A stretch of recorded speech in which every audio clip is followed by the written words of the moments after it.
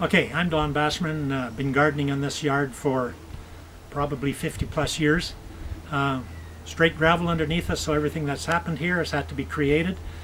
As we work our way through this presentation, you'll see quite a few containers. We'll probably focus on that, but you'll also notice a lot of raised beds, cedar raised beds. Reason for cedar is they help me manage some of my pest problems. I treat the raised beds just like they were a container.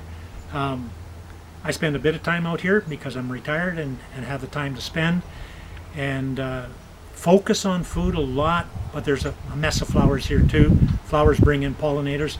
Pollinators help the beans and the peas and the this's and the that's, so we do pretty well from that front. Anyhow, that's who I am.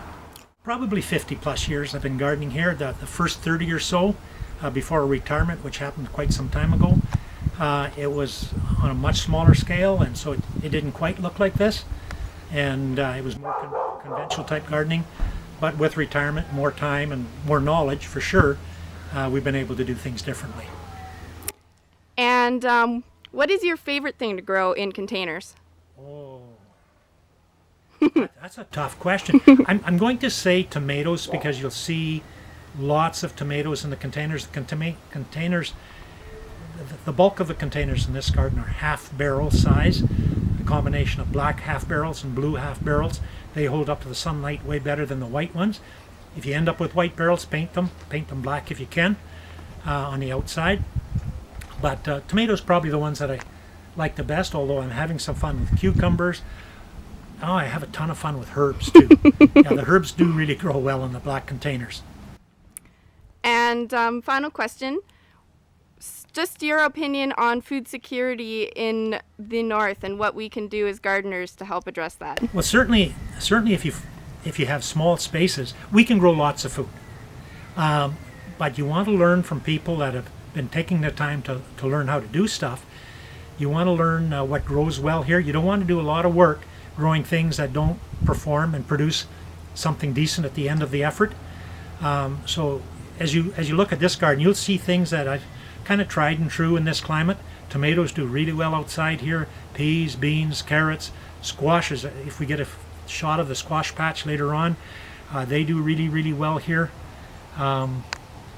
Potatoes grow really, really well here. In fact, we need to grow more potatoes in the north to feed the province. So that's part of the thing.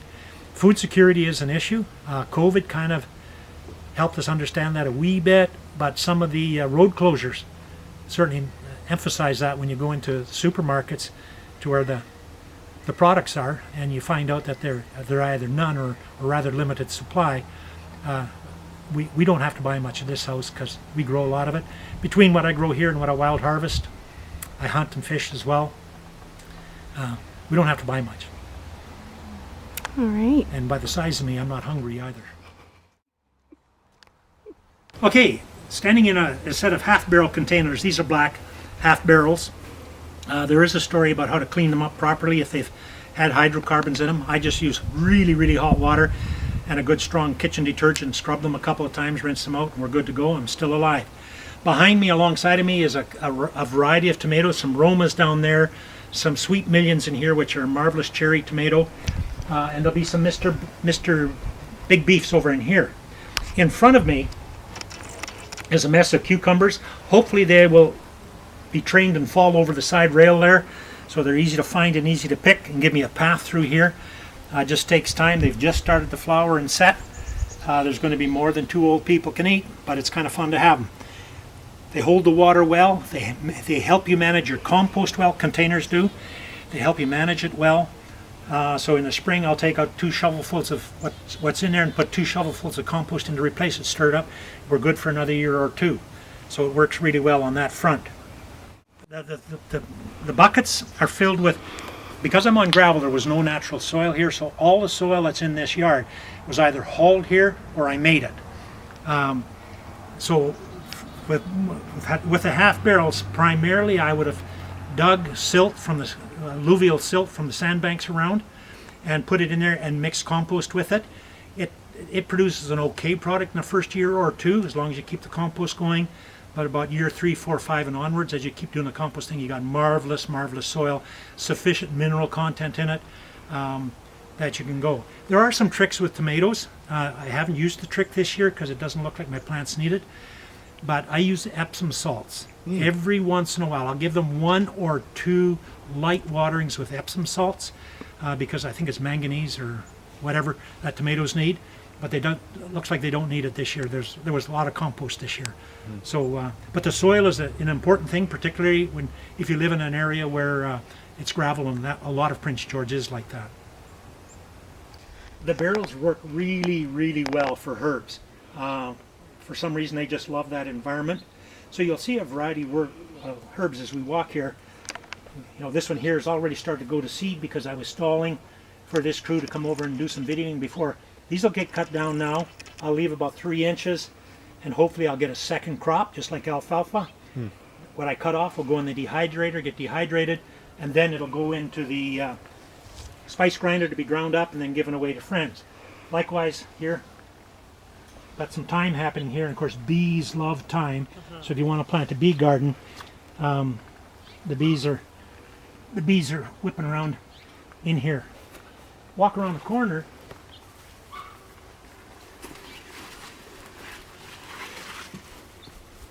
Parsley loves it in this part of the world, and this was one small plant, one tiny little plant in a 3-inch pot, and it just goes nuts. We don't use enough parsley, although it's good for our health. So I dehydrate it and powder it, I crumble it up. More herbs here, rosemary here. This is conventional mint. It's getting a wee bit ratty now, so it'll get cut as soon as you guys are gone. Well, after I come back from huckleberry picking, it'll get cut, dehydrated, and it'll join the spearmint that's over in another raised bucket as a tea blend. And so we'll use it to make tea. One of the things that grows well above ground over the winter, there are a number of things that do. And so we've got 4 or 5 products that I leave year-round. These multiplier onions handle being above ground in the barrels through the winter. I take these, I plant them, push them in the soil, and they'll be pushing up with us through the snow in the spring, and we'll have a gazillion green onions to have to eat. And these plants have been in this garden through this renewal process for well over 50 years. So, and the garden behind me now has them as well. I'm going to wander around the corner here a bit.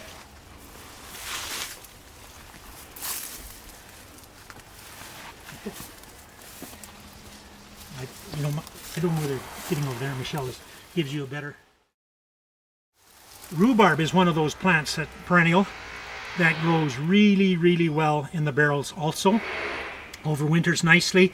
You can see from these sturdy stalks that if you've got limited space and you want a rhubarb plant, there you go. Rhubarb's a heavy feeder, so you really want to make sure that you put something in there to feed it. I use homegrown compost, and it works really, really well. We're standing under a Saskatoon bush, and it's dropping Saskatoons. They've been harvested already, but they drop their stuff in here, and I have to take out little Saskatoon plants pretty regular.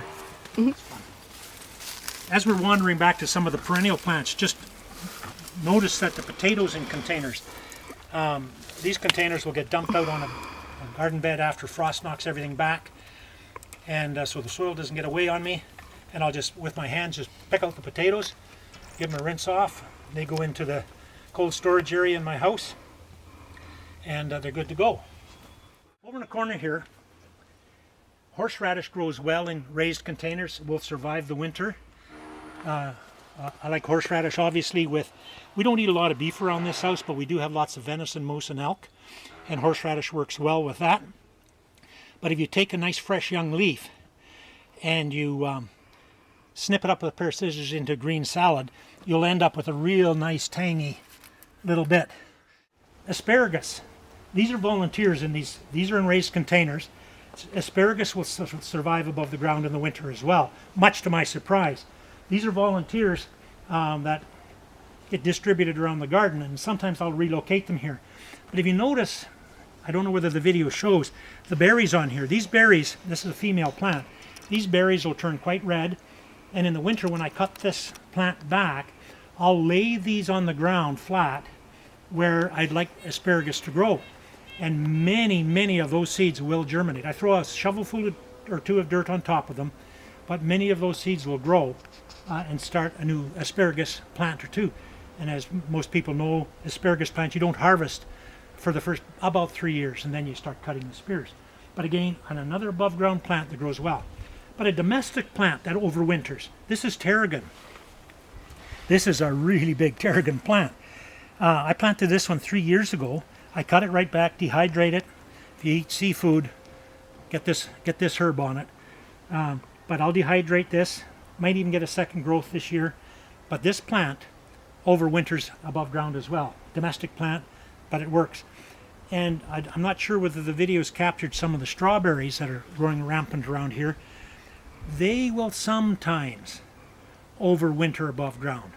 I've lost some and I've kept some. I grow them in a raised bed, so I don't worry about it too much, but every once in a while I'll play around with them on the ground.